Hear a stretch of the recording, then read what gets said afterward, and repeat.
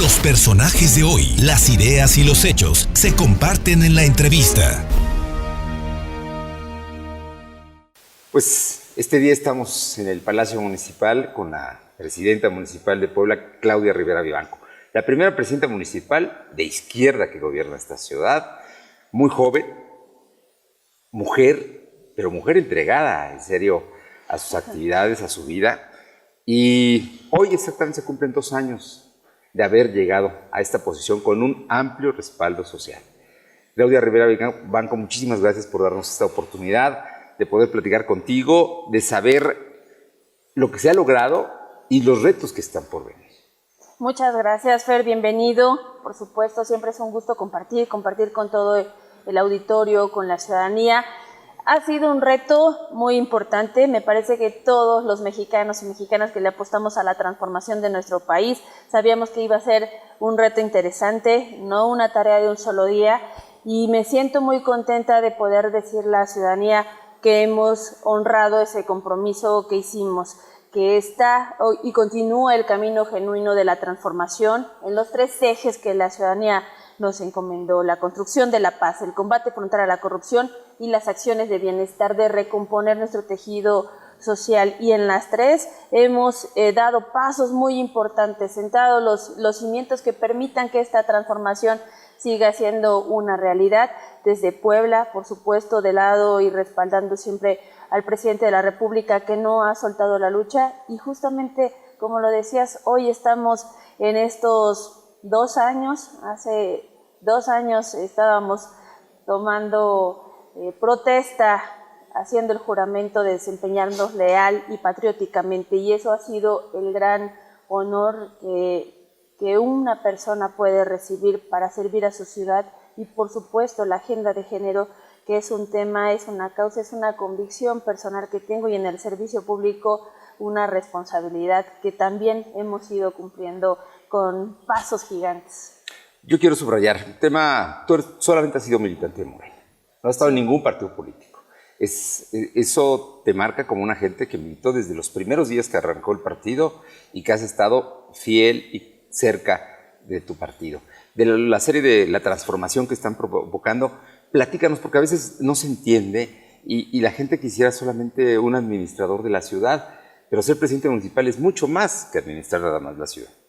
Pues la transformación consiste en este reacomodo, reajuste que como ciudadanos, ciudadanas tenemos que hacer. Todos identificamos varios problemas, todos dijimos, no, sí existe la corrupción en todo nuestro país, y esa corrupción ha hecho a México desigual y pobre y todo. Sí existe violencia, hay que construir la paz.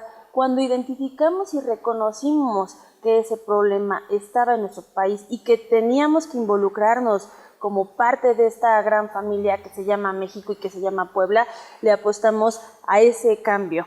¿Quiénes participan? Los ciudadanos y las ciudadanas. Era cambiar el modelo de gobernanza, dejar de gobernar para gobernar con el mandato de la gente, con la participación de la gente.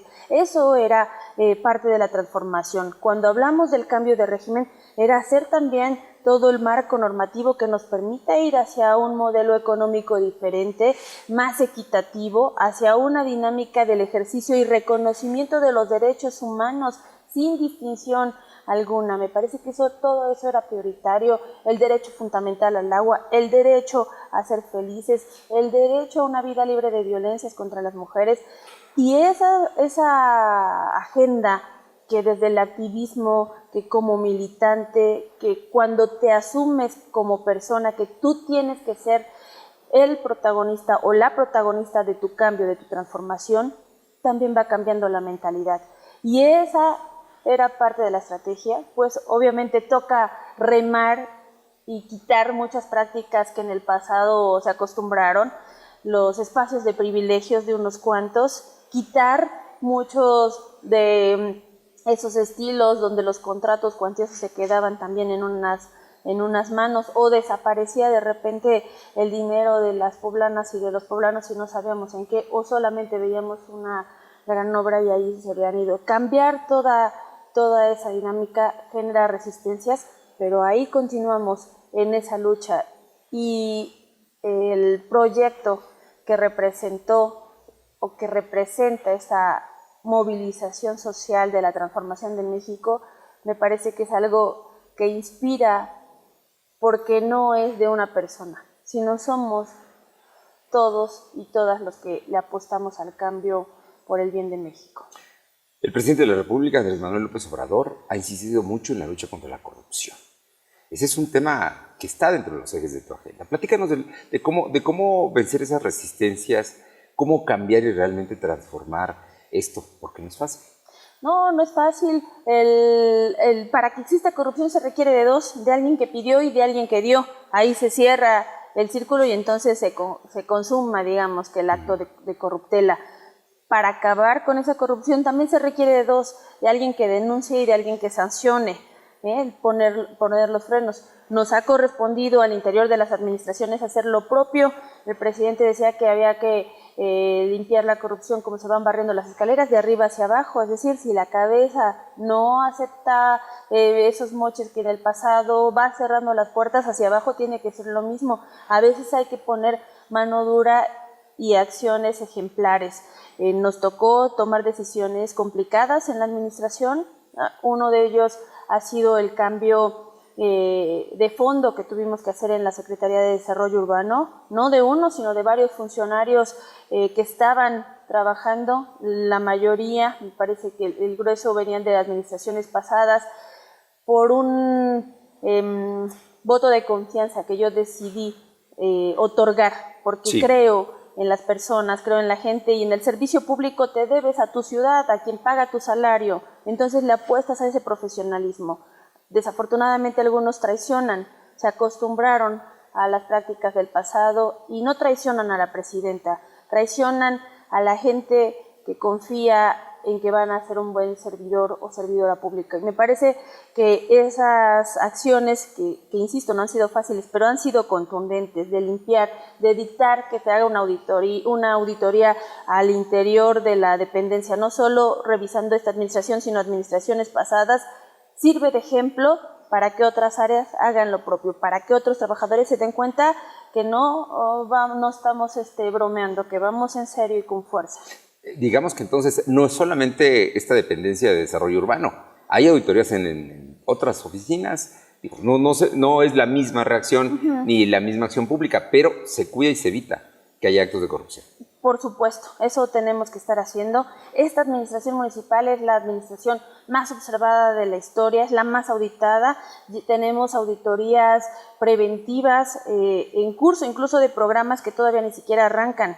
A todos les hemos dicho que sí, porque no hay nada que ocultar y porque además esa también es mi obligación, el estar rindiendo cuentas, sí en una dinámica un tanto compleja porque la pandemia nos ha modificado muchas cosas. Algunos programas han tenido que ser de nueva creación, etcétera, pero a todos les hemos dicho que sí. Me parece que esto puede abonar a la legalidad y a la transparencia, y la transparencia es una herramienta que te ayuda a combatir la corrupción. El municipio de Puebla ya traía un primer lugar en transparencia. Nosotros le subimos al estándar a transparencia efectiva, es decir, ya no solamente se informaba cuántos folders, lapiceros, sino empezamos a hacer transmisiones en vivo de licitaciones para que supiera la gente cómo se hacen las contrataciones de tal o cual servicio. Hicimos también la calidad de la información que se otorga, el diseño de portales para colocarlos y que la gente lo tenga a la mano en todo momento, y eso nos llevó al primer lugar en transparencia efectiva. Después instalamos este tablero de obra pública, que es el mapa del municipio, para que la gente pueda ver si se están realizando obras en otras partes del municipio. Hoy puedes ver que todo el municipio se sombrea, se colorea de que hay al menos una acción, es decir, tocamos todas las juntas auxiliares, las 17, y hoy puedes ver ahí cuánto costó la obra, qué empresa tiene el contrato, cuánto empleo están generando, porque ya fue otra de las peticiones que se les hizo, sí, que se genere empleo en la zona, empleo local, para ir reactivando y fortaleciendo nuestra economía local, justamente. Y se ha alcanzado una inversión histórica en las juntas auxiliares, a lo que llevábamos de este año en agosto. Juntas auxiliares. 40%. Porque hoy estás yendo, es la primera presidenta municipal que yo conozco, y mira que conozco a muchos presidentes municipales, que está yendo a dar informe a la Junta Auxiliar, con todo el riesgo que implica, desde que te encuentres oposición y reclamos y cosas, pero que tú te presentas y das información y has llevado obra. Platícanos un poco más, subrayanos esa parte, porque Puebla son 17 juntas auxiliares, no nada más es la capital. Es correcto, 17 juntas auxiliares que llevaban un rezago, que estaban en un abandono muy pronunciado.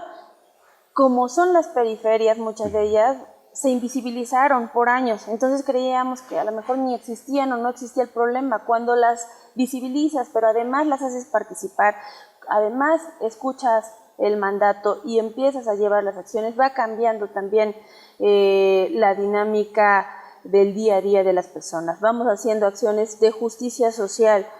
Toda la inversión que se ha realizado en las juntas auxiliares ha sido la que la propia ciudadanía ha mandatado. No se descubrió el hilo negro, no se hicieron ocurrencias, sino la que la gente necesitaba. Y les hemos llamado acciones de justicia social porque no es solamente la pavimentación, es una calle que llevaban años levantando la mano, queriendo ser escuchados, queriendo ser atendidos, y que hoy ves que los niños salen de nuevo en sus triciclos, porque no solamente es la pavimentación, es el espacio público, con sus jardineras, con su iluminación, y una calle que se puede disfrutar así, que se transita más iluminada, se vive como una calle más segura. Y esa calle que le pertenece a una colonia empieza a ser también tejido social. Se empezaron a involucrar los vecinos porque se instalan comités de vecinas y de vecinos que vigilen la obra. Y entonces vuelven a recuperarse el saludo, vuelven a querer participar en la mejora de su entorno. El 40% del recurso de obra pública ha sido destinado a las juntas auxiliares. Ya lo que llevábamos de agosto, llevábamos una inversión de 540 millones de pesos solamente en inversión de obra pública en todo el municipio, que también eso ha sido una inversión histórica porque han sido recursos municipales. Y bueno, las dos, la transparencia, el rendir cuentas, y que hoy también somos el primer lugar en transparencia fiscal, y las obras en juntas auxiliares van permitiendo que esa brecha de desigualdad se vaya reduciendo. Por eso puedo decirle a la gente que vamos cumpliendo, que hemos cumplido con ese mandato que nos otorgaron.